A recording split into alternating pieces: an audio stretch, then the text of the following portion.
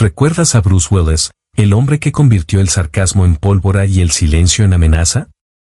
¿Recuerdas a John McClane, ese policía imposible de romper, el rostro que hizo de Die Hard? ¿Jungla de cristal, un ritual mundial? ¿Y si te dijera que, lejos de las explosiones, su vida real se estaba apagando con un enemigo que no se ve en pantalla?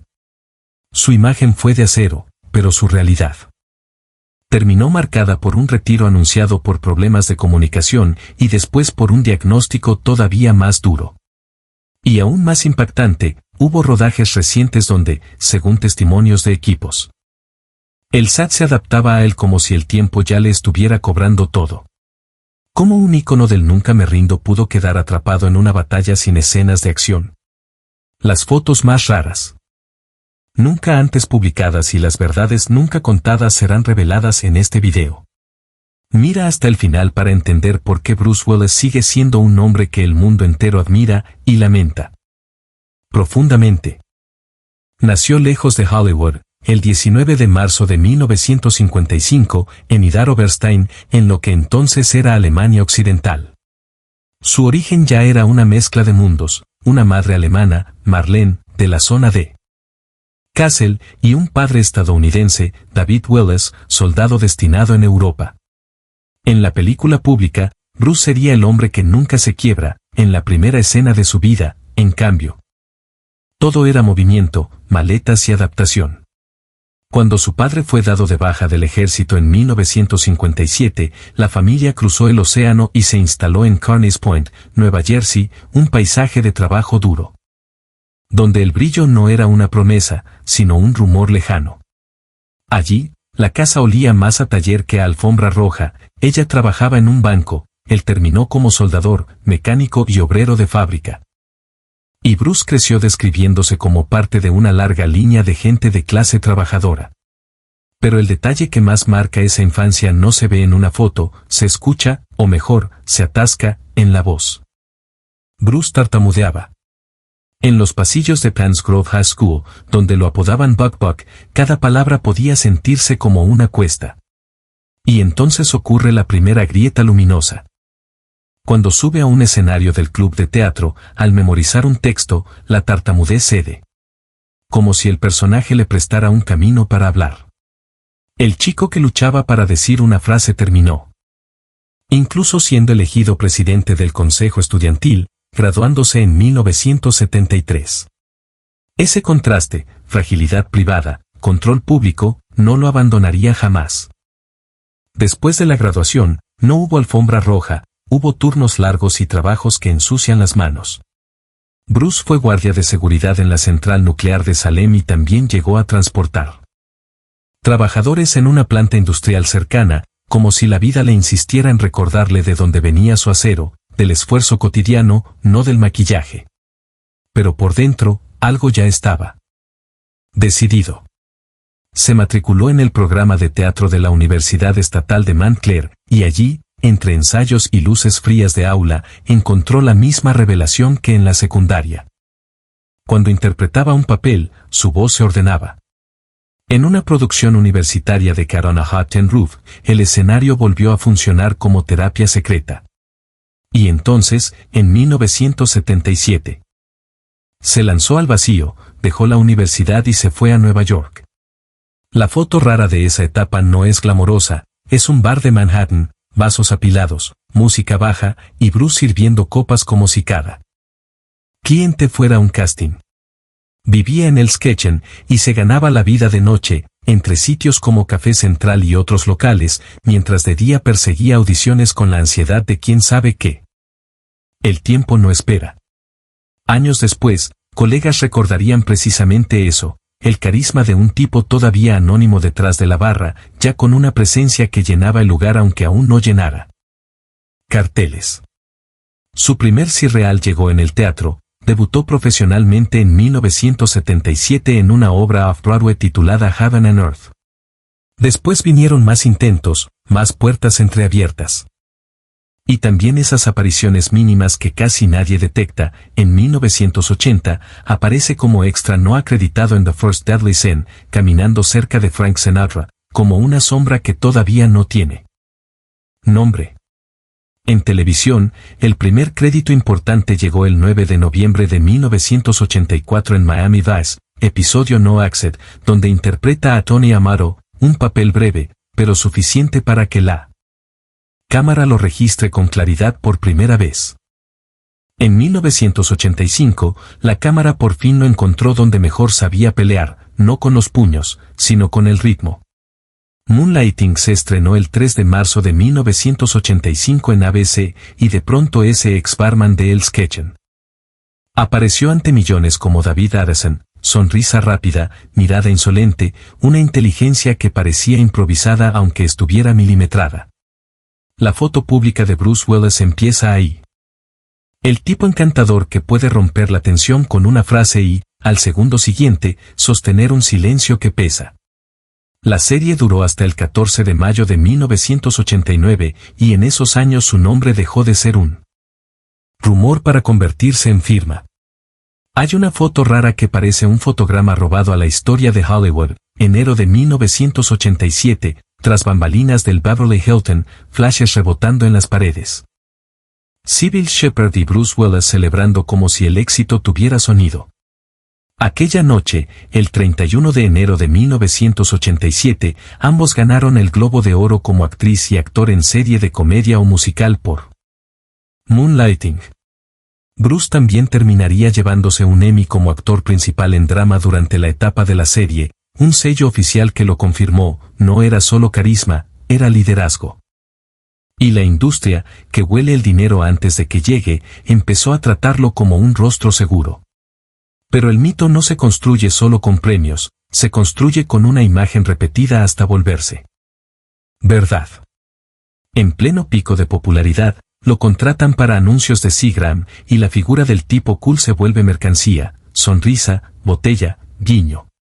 Más tarde, él mismo cortaría esa etapa al decidir dejar de beber en 1988, un detalle pequeño que, visto en retrospectiva, suena como una advertencia silenciosa, incluso cuando todo brilla, hay batallas privadas que nadie aplaude. Luego llegó el salto que parecía imposible.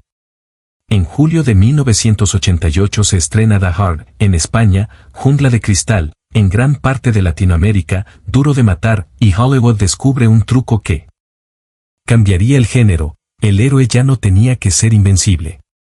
Ion MC Clan sangra, se equivoca, se asusta, se enfurece, y por eso se siente real. Las expectativas, según se ha contado, no eran altas. Incluso parte del marketing evitó poner su cara como gancho principal. Y aún así, la película desafió pronósticos, recaudó alrededor de $140 millones y lo elevó al rango de protagonista mundial. La foto rara de ese momento no está en la pantalla, es un set donde su calendario de Moonlighting se cruza con el rodaje, un actor yendo de una ficción a otra, sosteniendo dos mundos a la vez, como si no hubiera margen para fallar. Y mientras el público lo guardaba en el cajón mental de acción, él aún intentaba otra máscara. En enero de 1987 había lanzado The Return of Bruno con Motown, un álbum que llegó al número 14 del Billboard 200. Es un dato que muchos olvidan, pero encaja perfecto con su personalidad pública de entonces, Bruce Willis como hombre total. Capaz de dominar la TV, el cine, y hasta coquetear con la música como si la fama también fuera un escenario adicional. Por fuera, todo era expansión. Por dentro, ya empezaba el peso de sostener una leyenda. A finales de los 80, Bruce Willis ya no era solo un actor popular, era un símbolo. Y cuando alguien se convierte en símbolo, deja de pertenecerle del todo a su propia vida. Las revistas lo vendían como el tipo indestructible, el que siempre cae de pie.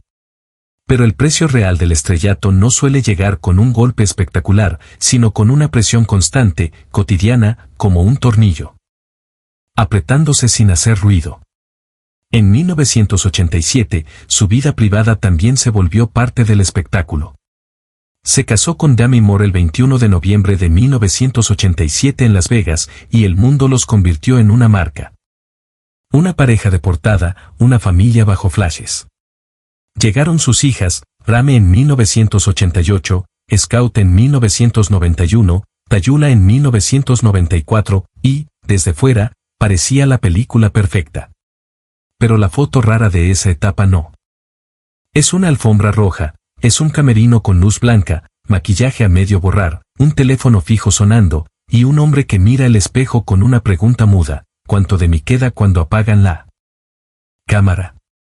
Años después, la grieta se hizo pública, anunciaron su separación el 24 de junio de 1998 y el divorcio se formalizó el 18 de octubre de 2000. Y en una frase que suena más dura porque no busca aplauso, Willis llegó a admitir que se sintió como si hubiera fallado como padre y esposo por no haberlo logrado. Cuando el dolor se vuelve demasiado íntimo, Hollywood suele ofrecer una anestesia, más proyectos, más negocio, más velocidad. Y Willis también entró ahí. En 1991, Planner Hollywood abrió en Nueva York con el respaldo de estrellas como Stallone, Schwarzenegger, Demi Moore y el propio Bruce. Aquello era glamour convertido en restaurante, memorabilia, focos, souvenirs, la ilusión de comer dentro de una película. En una foto rara de esa fiebre, se ve a Bruce sonriendo en un evento de gala mientras alrededor todo brilla, pero al fondo, ya hay ejecutivos hablando de expansión, de deuda, de contratos. La historia real fue menos cinematográfica. Planner Hollywood terminó entrando en bancarrota bajo el capítulo 11 de enero de 1999, recortando locales, cerrando sedes, intentando sobrevivir a su propio tamaño, y volvió a caer en una segunda bancarrota en 2001. La fama también tiene eso, te convence de que todo lo que toca se vuelve oro, hasta que el oro pesa demasiado y se hunde. Mientras tanto, su carrera seguía creciendo.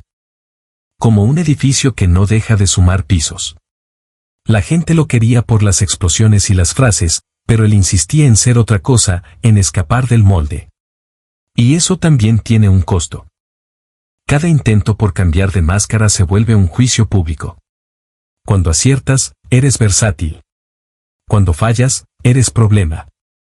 Y en esa zona gris, empezaron a circular historias de fricción creativa, de sets tensos, de un carácter que no siempre encajaba con la obediencia que Hollywood exige.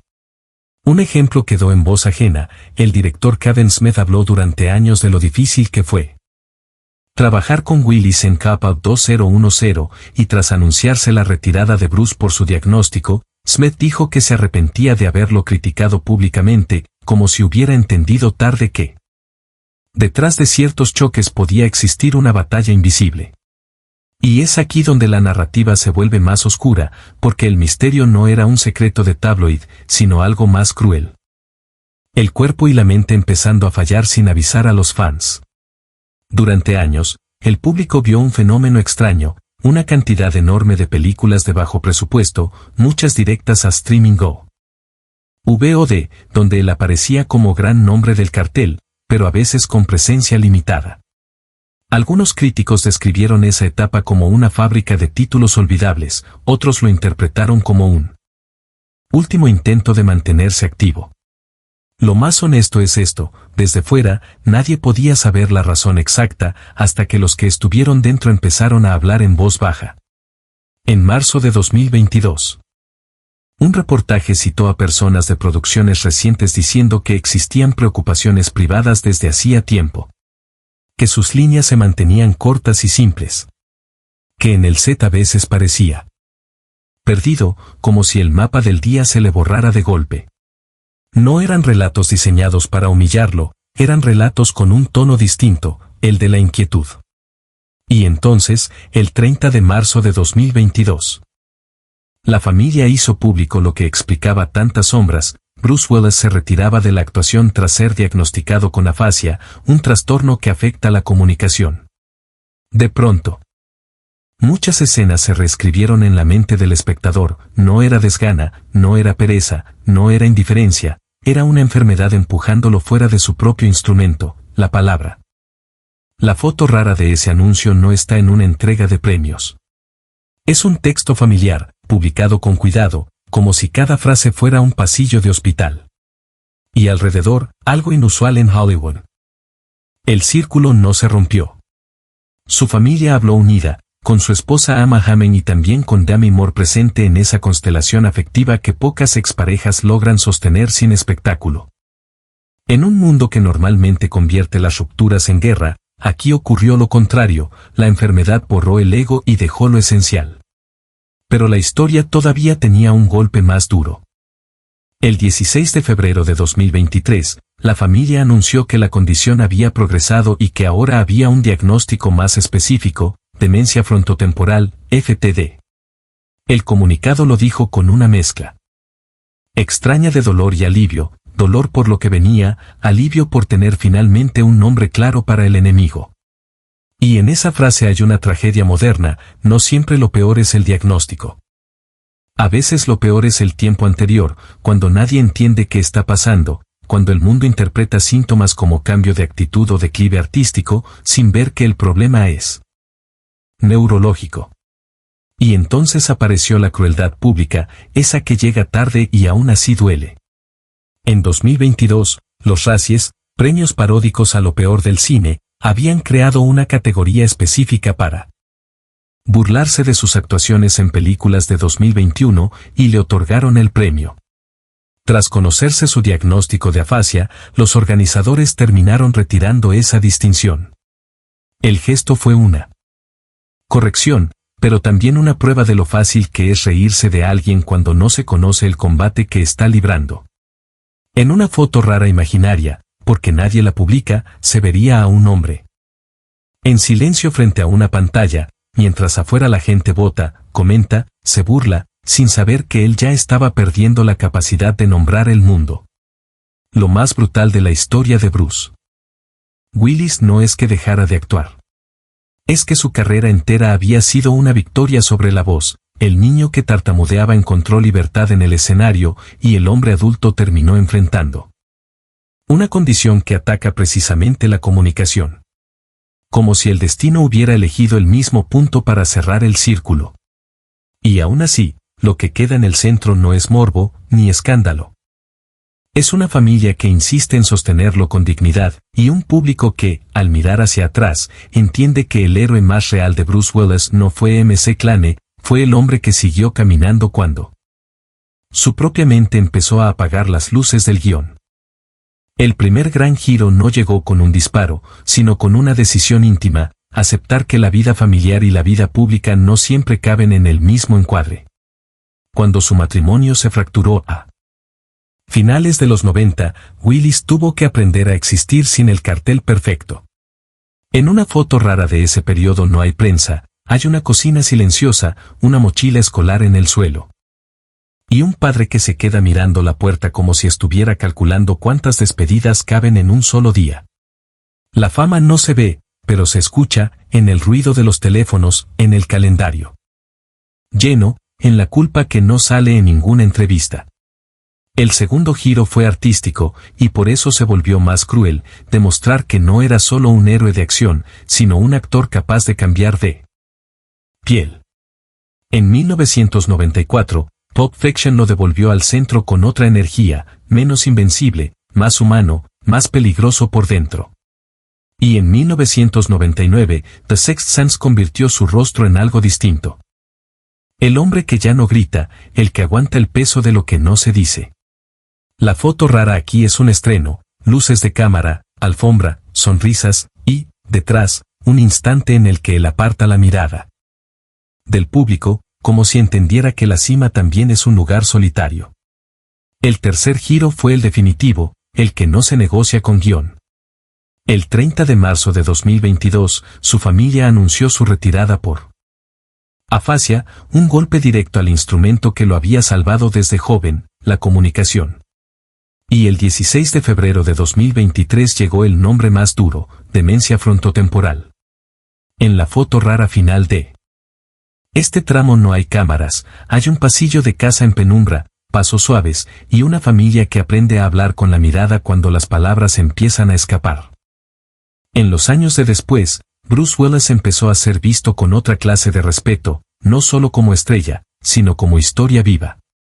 Hay una foto rara que resume ese cambio de era, el 16 de octubre De 2006, en la ceremonia de su estrella en el Paseo de la Fama de Hollywood, no domina el gesto del héroe de acción, domina el gesto del hijo y del padre, rodeado por su familia, escuchando discursos.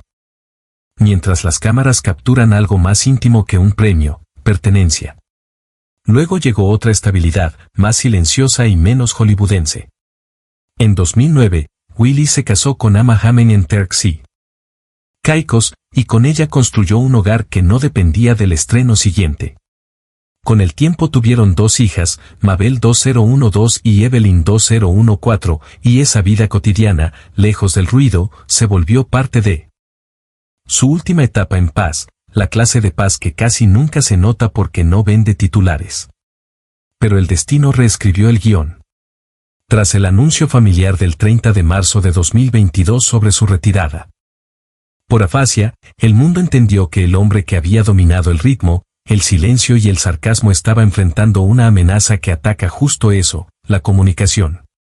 Y cuando el 16 de febrero de 2023 llegó el diagnóstico de demencia frontotemporal, la familia habló con una claridad dolorosa, no era solo dificultad para hablar, era una enfermedad más amplia, progresiva, que obligaba a reaprender la vida. Ahí nace su legado más inesperado. El legado obvio es cinematográfico, el héroe vulnerable que cambió el género, el rostro que convirtió Jungla de Cristal en un idioma universal. Pero el legado profundo es humano, la manera en que su familia se mantiene unida y pública sin convertirlo en espectáculo, y como Emma se ha transformado en una voz de conciencia sobre el cuidado y la compasión, empujando a mucha gente a mirar estas enfermedades sin burla y sin vergüenza.